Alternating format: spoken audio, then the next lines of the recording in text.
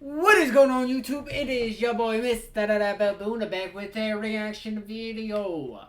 This time we are reacting to things that will get you killed in ancient Hawaii.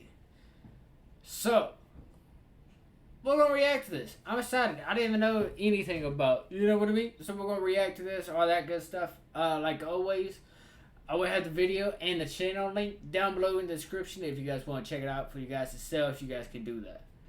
So, with that being said, let's jump right into the reaction. Things that would get you killed in ancient Hawaii. With its warm weather and endless beaches, Hawaii is a dream vacation destination for many people around the world. But this wasn't always the case. Back in ancient Hawaii, native Hawaiians lived under a strict set of laws called kapu, and if you broke any of these laws, your punishment would be death. Many of these laws are things people now do every day, so here are 9 things that would get you clubbed to death in ancient Hawaii. Men and women eating together.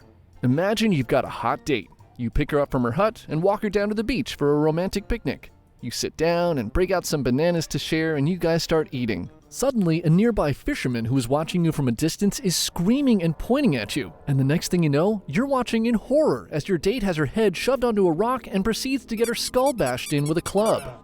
See, in ancient Hawaii, it was kapu for men and women to eat together. Back then, all foods were considered to be the physical form of one of their gods, and certain foods were associated with gods only men were allowed to eat. The presence of women near these foods was thought to have a quote-unquote defiling effect, so they were forbidden to be around when men were eating. And like in so many other places in the world, it was always the woman's fault if this kapu was broken, so she would be the one to face the consequences. And let me tell you, it doesn't get any easier for women from here. Women eating bananas, coconuts, or pork. Eating a banana doesn't seem like a big deal today, but if you were a woman in ancient Hawaii, walking around the village eating a banana in public would probably be a pretty effective way to delete yourself, as you guessed it, eating bananas was kapu for women. Remember how the ancient Hawaiians believed food was the body of their gods? Well, bananas were said to be the body of Kanaloa, the god of the underworld, so big no-no for women. But just to make things a little more confusing, women actually were allowed to eat a few select varieties of bananas, but only 3 of the 70 varieties found in ancient Hawaii were not kapu. Would you be able to tell the difference between this and this? No! Yeah, probably better to not risk it. Women were also forbidden from eating pork, which was thought to be the physical form of the god Lono. Bro, I did not know this. What?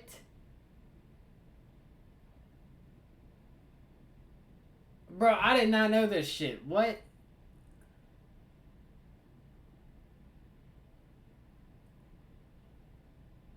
And I feel like there's...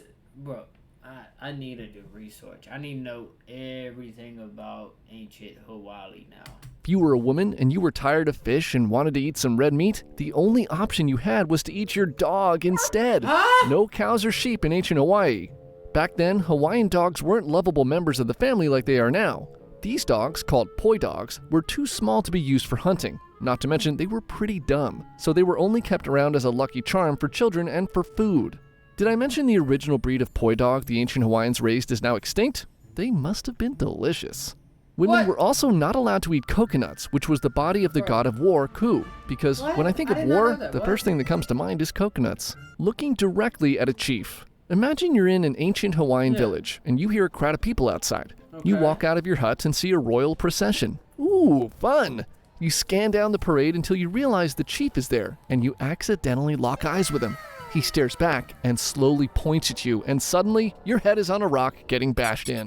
See, Hawaiian chiefs called ali'i were said to be the descendants of gods, and because of that, there was a lot of things commoners were not allowed to do in their presence. Really? This was mostly based around the idea of a spiritual power called mana, which the ali'i were said to have extreme amounts of, being the descendants of gods and all. Messing with or trying to steal a chief's mana was a quick way to get offed. For example, casting a shadow on a chief or his home. Gamefly is the best way to try new games. Rent it, love it, buy it at a discount, or send it back. Keep the games you love at a great discount. While most people don't think much about their shadow, they were a way bigger deal. By the way, I don't know how safe that is.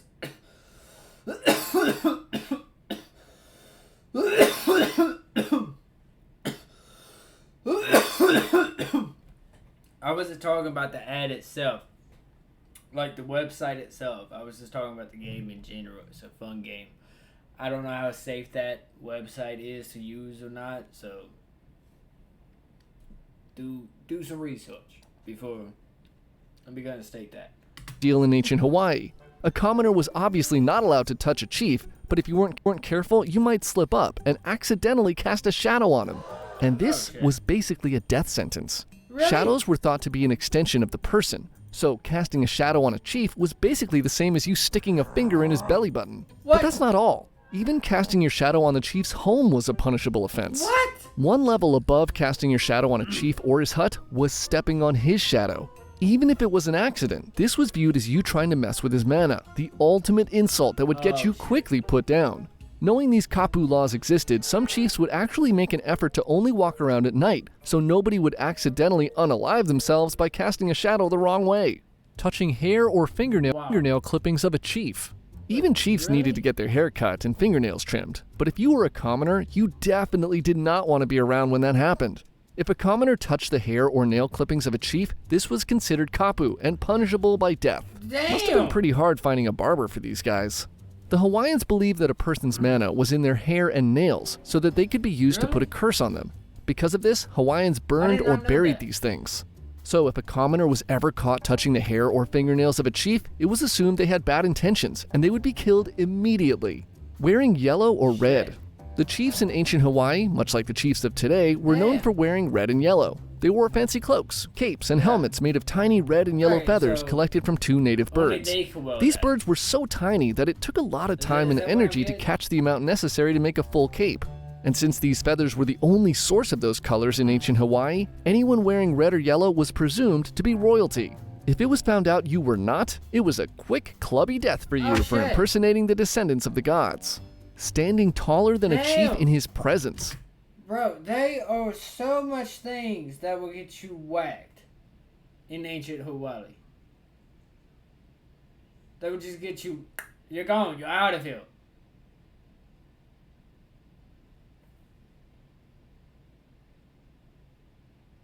I'm just staying inside. Yep. I just stay inside. If you stood taller than a chief in his presence, you probably wouldn't be taller than him for long. Or alive, I guess. This one might have just been ego, but commoners were expected to lie face down, flat on the ground in the presence of a chief.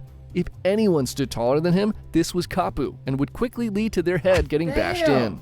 So basically, it was best to never be around an ali'i if you were a commoner, if you like staying alive, that is. These rules applied to everyone, from the elderly to the youngest of children. However, there are some documented cases of ali'i being lenient with very small children who broke kapu. Reportedly, when these kids messed up, some got away with just having an eye gouged out instead of being clubbed to death. How kind. Catching the wrong fish. It's a warm summer day, and you bring your fishing net down to the beach to catch some dinner for your family. Bro, what the fuck? Oh, I'm so glad I don't live back there. Like, I mean, it feels just like a lot of these ancient places were just pretty brutal at times.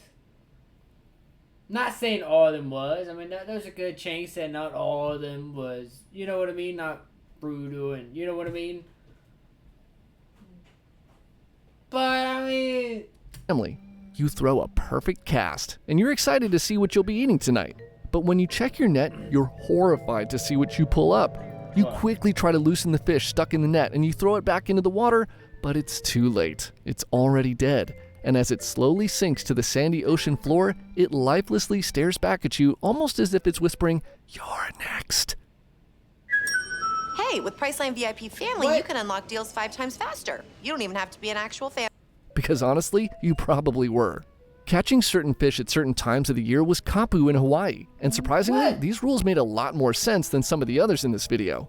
There were 2 fish in particular, one called opelu and another called aku, that were a staple food source for native Hawaiians.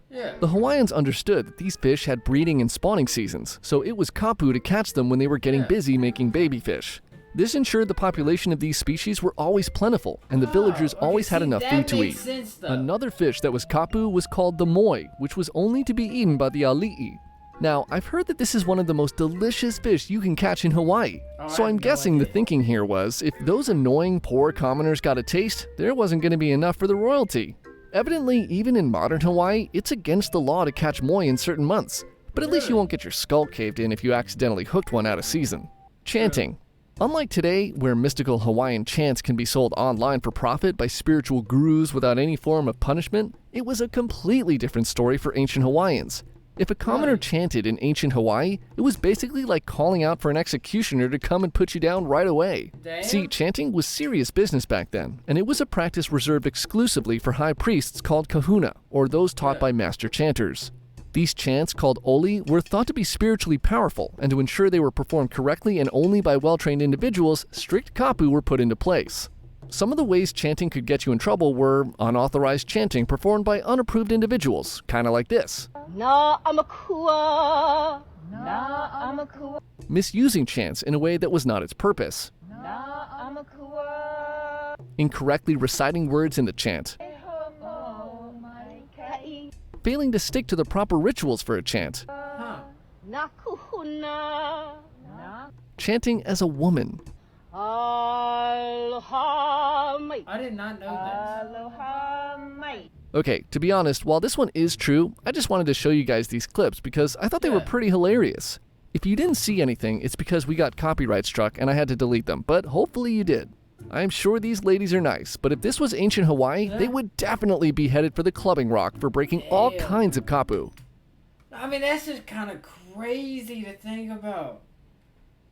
Yeah, no, I'm definitely glad I don't live in ancient Hawaii. Because, I mean, it just seems like it didn't matter. Like, there's just... Oh, my God. Especially the women, bro. Bro, like, the women had it rough. Damn. Like, man, like, bro, I mean, that's just crazy. Stepping on a shadow and then boom. You're gone. Like, what? No, that's crazy. Yeah, definitely don't want to live in ancient Hawaii. Let me know down below if you guys would live in ancient Hawaii. I know I would like to. But, you know. Let me know what you guys think. I'm going to see you guys in the next video. This is going to do it for this video. Make sure you guys do check the description. I got the video and the channel link down below. Positivity is key. Motivation is key. Happiness is key. I'll see you guys in the next video. You guys stay safe. Watch out for each other. I'll see you guys in the next video.